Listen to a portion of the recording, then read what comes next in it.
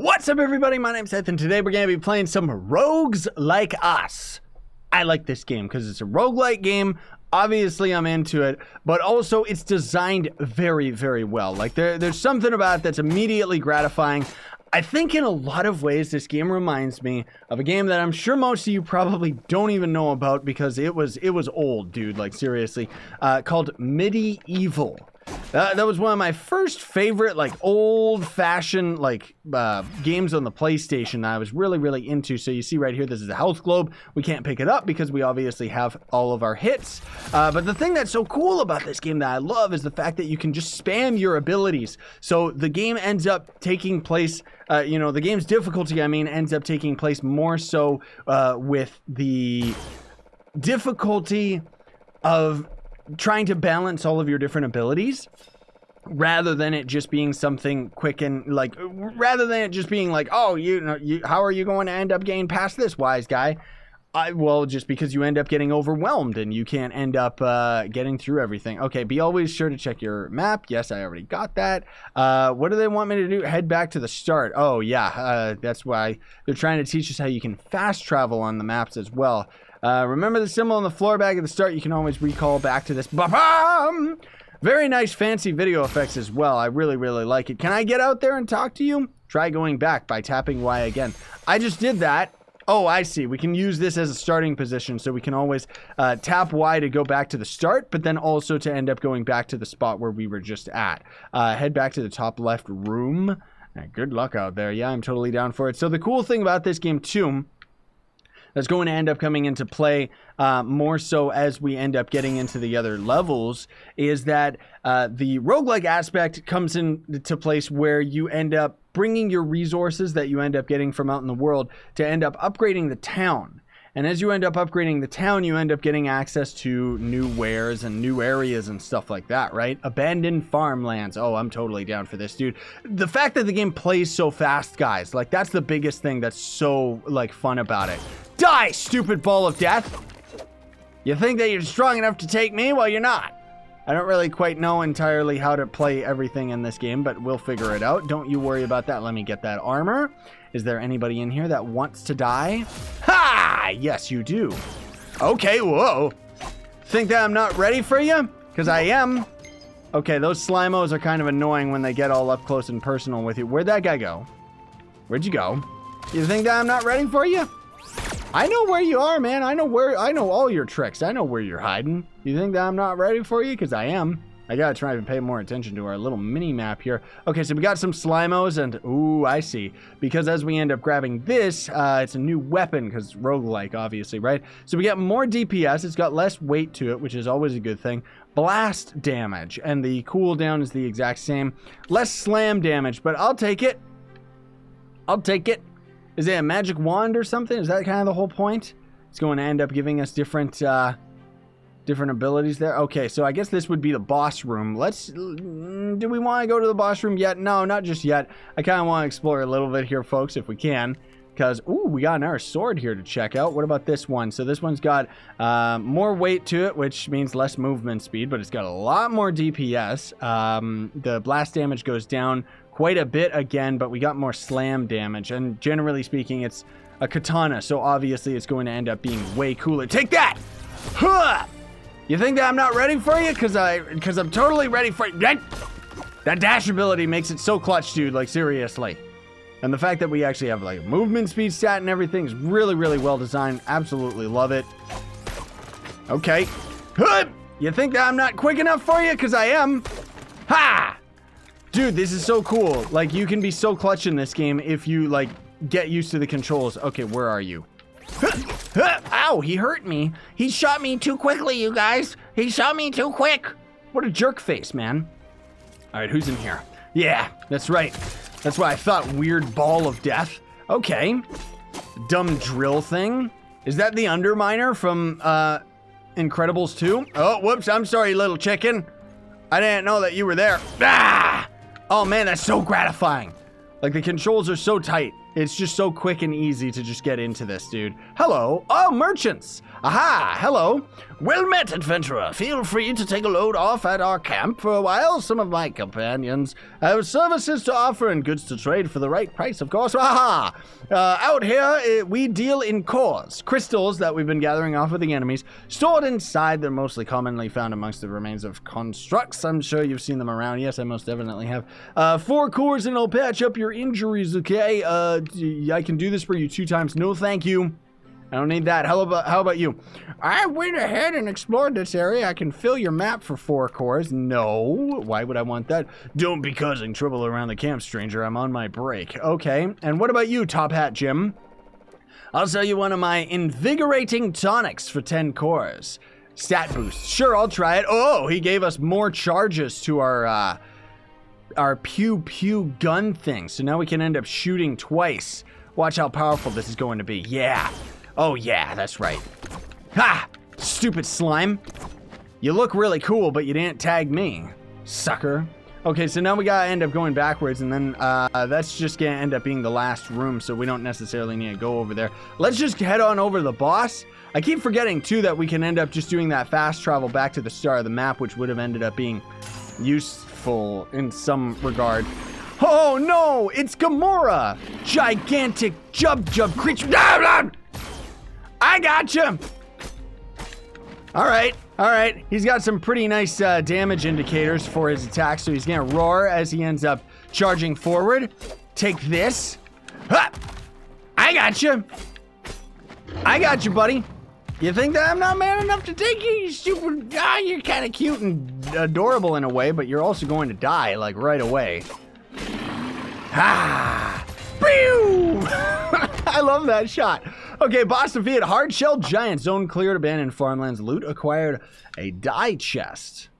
I wanted something a little bit better than that, but that's okay. What about this? Band of Thorns instead of the Guard Seal. Guard Seal is traders will offer you better prices in the dungeon, whereas the bracelet, magic bracelet covered in sharp thorns. When its wearer gets hurt, the bracelet will damage all enemies in the surrounding area as retribution. That sounds pretty good to me. I'll take it. So now we're going to get to the shops and the town aspect of the game. So this is where things start getting a little bit more interesting than just all of the dungeon exploration. But obviously, I mean, the action is already crazy. Like, I love it. Forest Outpost. Wait, is this a town? How do we actually get to go to the town? When do we get to go to the town, man? I thought we got to go to the town right away, but I guess we don't. Okay, well, fine. I'll just end up killing some things instead. How do I actually get out of here? Is there a way to return to town? There it is. Let's just return to town and forget that dungeon run. Let's not worry about it, because I want to show you guys all this stuff. So the map obviously is very, very to the point with everything. Treasure stand found. So end up going to the treasure stand after you end up defeating bosses and stuff, and you can end up getting a bunch of different items. So this is essentially going to end up being loot crates that you can end up finding out in the world, which is so awesome. As you can see, they just vary in their rarity. Let's open the die crate, and bada bing bada boom, we ended up getting the brown dye that we can apply to our character's armor at the armor shop. Very, very cool. So let's go check out the armor shop real quick. Ooh, what is this?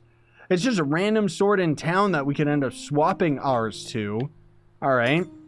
I guess these are always just going to be here. Or are these just starting swords or something? This is just another medium straight sword. It's the exact same as the one that we're rocking right now. Oh, I see. I see. So we ended up losing our katana because we ended up returning to town. Yeah, roguelike. Okay, obviously that makes a lot more sense. So anyways, as you end up coming in here, there are 2 set and 4 set bonuses that can be viewed while changing your armor. So if we end up taking this, you know, we have to have 2 parts of this set is going to give us a cooldown buff. 4 parts is going to give us an ultra core assist. So you gotta end up unlocking all this stuff kind of like as you're out exploring the world, and etc, etc. We're kind of just wearing all of the basic stuff, so we obviously got that 4 set that's going on. Hi, before you ask, no, I do not mend armor. No, I do not take custom orders, and I do not build grand statues in one's image. Go speak to Lawrence about that. What I can do is is store your armor here. That's it. End of story. Any gear you find, I'll keep here for you. Check in with me if you want to see how much you've collected. Walk over to that platform when you put on a new armor stand. Simple as that. Blah, blah, blah, blah. So the point of going into the dungeons and stuff, obviously, is because you're going to end up having better gear and being better equipped to end up going deeper and ultimately end up getting your hands on more loot crates, which is going to end up giving you more armor and customization and blah, blah, blah, blah, blah, blah, blah. So, for example, this is where we end up getting to use the dye. They have an infinite amount of uses once discovered as well. Use them as much as you want. It's just for looks. So we just got the clear dye, or we can end up changing to brown. And that's just going to end up changing the first set. So the second color of our armor, we can turn that to brown as well. And let's turn the third set to brown as well, just so that we look as disgusting as we possibly can. Like, seriously, we just look like an idiot. But anyways, this is the library. I think that's story related, if I'm not mistaken. Down here, I forget whether or not, like, is this buying crates? My finest item, a weapons chest. Weapons chest costs 6 ultra cores. I don't know where you get ultra cores. I'm guessing you get it from, like, bosses or something. 5 ultra cores for an armor chest. An enchantment chest. For 3 ultra cores, you can have 1 enchantment chest. Thank you. Be on the lookout for new enchantments on your weapon. Oh, whoops. I didn't even mean to purchase that, but we just did. So clearly it means that we did actually get it from that turtle boss, right? Okay, cool. So let's get this enchantment before we end up heading over to Mama.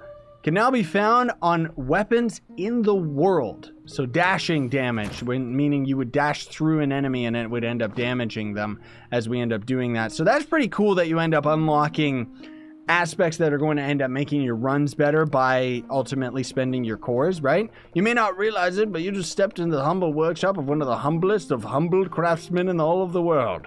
Yet behold, the humblest craftsman. I like this game's, like, humor. It's really cool. I am the resurrector of relics, actually.